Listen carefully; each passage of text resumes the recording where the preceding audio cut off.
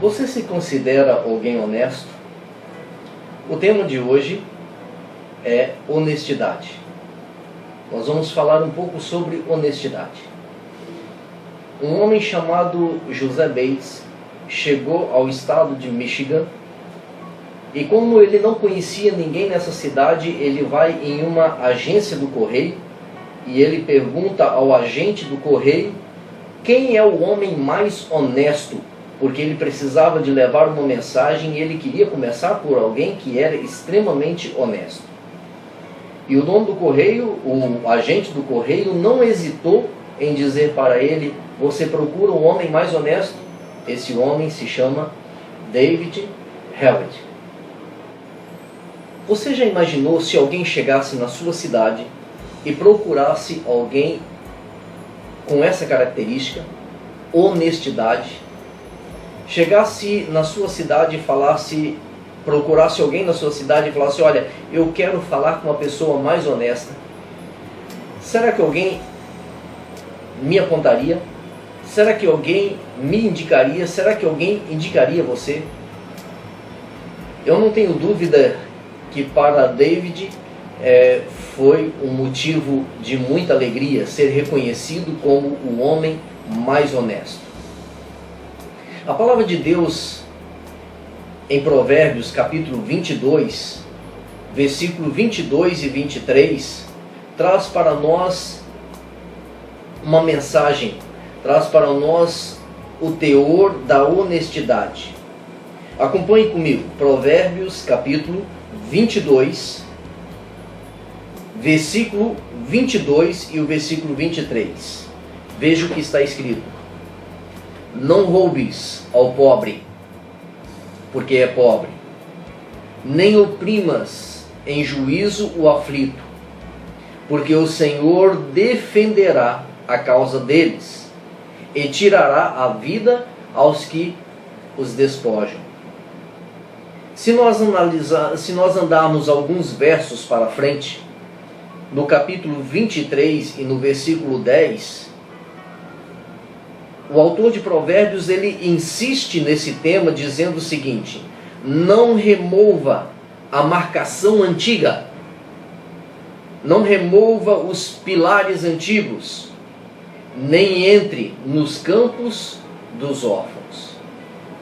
Honestidade, meus queridos, como verdade, que nós estamos estudando sobre verdade, honestidade é algo que em muitas pessoas você já não encontra mais. No dicionário de muitas pessoas, honestidade é uma palavra inexistente. Talvez ele se torne ali uma linha branca, uma linha sem nada escrito, ou talvez traga fora de ordem alfabética a palavra desonestidade, ao invés de honestidade. Por que isso tem acontecido? Será que nós somos ensinados pela vida a sermos desonestos? Será que é a lei do mais forte que tem ensinado ao mundo a ser desonesto para sobreviver? Se nós analisarmos o texto bíblico, Provérbios capítulo 22, versículo 22 e 23 e Provérbios capítulo 23, versículo 10, se nós analisarmos com sincera devoção e oração esse texto, nós vemos o que Deus nos ensina e não o homem, não a necessidade humana. E aquilo que Deus nos ensina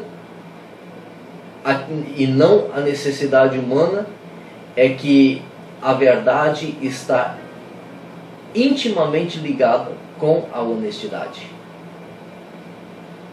Se nós não formos conhecidos como pessoas honestas neste mundo, isso quer dizer que nós também não somos verdadeiras.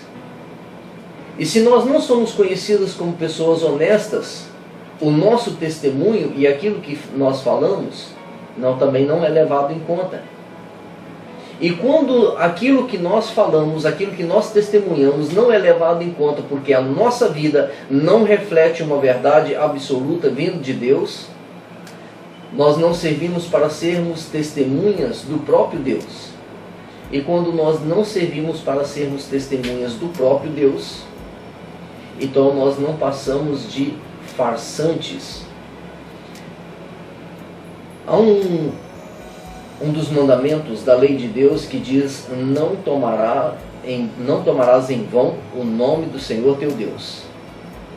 Eu quero fazer, logicamente, uma aplicação homilética desse texto, no sentido de sermos cristãos. Quando eu digo que sou cristão, eu tenho que refletir na minha vida a Cristo Jesus. Caso eu não reflita na minha vida a Cristo Jesus, eu não estou sendo cristão. E se eu digo que eu estou sendo cristão, nesse momento,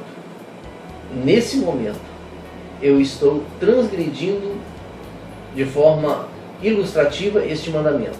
Eu estou tomando o nome de Deus em vão. Mas vamos voltar para o tema do texto, que diz para nós: roubando aos pobres, ou seja, não sendo honestos. Há várias formas que nós podemos não ser honestos. Há várias formas que nós infligimos essa lei da honestidade. Um deles é quando nós negligenciamos a palavra de Deus, os ensinamentos da palavra de Deus, e nós não prestamos auxílio às pessoas que são necessitadas. O fato de você não roubar, mas quando você negligencia a necessidade do seu próximo, isso se implica de forma tão desonesta quanto se você invadir a sua casa e o roubar. De alguma forma, nós somos responsáveis uns pelos outros. Quando nós colocamos um grupo de crianças para brincar, nós colocamos a responsabilidade dos menores sobre aquele que tem mais idade, porque nós entendemos que ele tem uma responsabilidade, ou ele tem responsabilidade o suficiente para tomar conta dos menores. Assim é a nossa vida para com o nosso próximo. Aquele que tem uma condição a mais, seja ela o que for, financeira, enfim, ele tem uma responsabilidade maior em ajudar o menos desfavorecido. Há um texto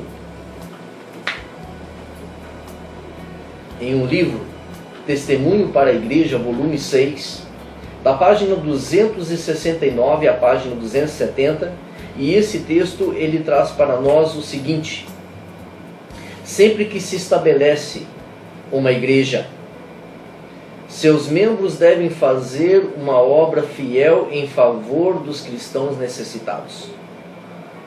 Mas não deveria ficar nisso. É preciso também ajudar outros, independente de sua fé. Em resultado de tais esforços, alguns desses receberão as verdades especiais para este tempo. E por que não dizer, para o tempo do fim? Hoje nós somos convidados, dentro da palavra da verdade, a sermos honestos, a agirmos em conformidade com a vontade de Deus, fazendo a vontade de Deus, sendo honesto com a nossa palavra, sendo honesto com o nosso testemunho, sendo honesto com os nossos negócios, sendo honesto para com o nosso próximo e operando de forma benevolente em favor daquele que é mais necessitado. Torne-se cada dia mais semelhante a Cristo, e cada dia mais honesto você será visto.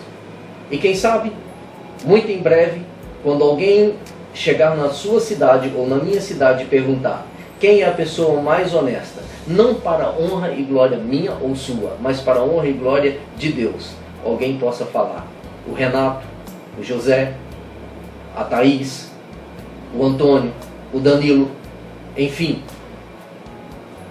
possa apontar o meu e o seu nome para a honra e glória de Deus. Se desponte como alguém integralmente honesto. Que Deus te abençoe.